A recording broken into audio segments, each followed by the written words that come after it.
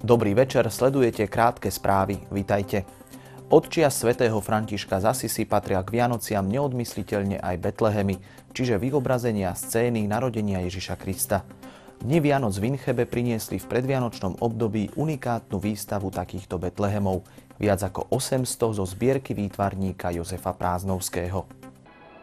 Jozef Prázdnovský pochádza zo Žiliny a výrobe Betlehemov sa venuje už viac ako 14 rokov. Chceli sme návštevníkom, ktorí zavítajú na Dni Vianoc, viac priblížiť sakrálne umenie, predsa len Betlehemy patria k Vianociam. Hľadali sme na internete, kto by mohol byť taký vhodný autor a hneď medzi prvými sme natrafili na pána Prázdnovského. Boli sme veľmi radi, že pán Prázdnovský má aj takú rozsiahlu zbierku, to je jedna vec, a ďalšia vec je, že vyrába naozaj unikátne Betlehemy, ktoré sú zhotovené z rôznych netradičných materiálov. Autor svoj prvý Betlehem vyrobil z dreva a veľmi rýchlo začal experimentovať. Vo svojej zbierke má Betlehemy vyrobené z kosti vianočného kapra, kôry stromu, ovocia či zeleniny. Najmenšie Betlehemy sú vyrobené napríklad na zápalke, v mušli, v bobuľke hrozna alebo v novom korení. Medzi najväčšie moje ocenenia si myslím patrí účasť na celosvetovej výstave Betlehemov v Ríme, v bazilike svätej Panny Márie de Popolo, ktorá bola v roku 2009. A tam bolo vystavených 10 Betlehemčekov, ktoré sa všetky dostali do katalógu na moje potešenie.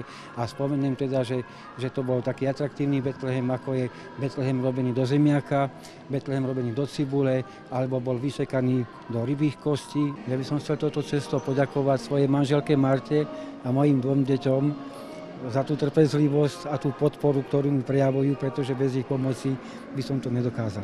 Jozef Prázdnovský je držiteľom 2 certifikátov Slovenskej knihy rekordov. Zápis získal za najväčší počet vystavených Betlehemov od jedného autora a za najmenší vyrobený Betlehem, ktorého rozmery sú 6x6 mm. Je vyrobený do bobuľky nového korenia a jeho figurky sú vysekané do ryže. Pre televíziu Lux Jana Kočišková.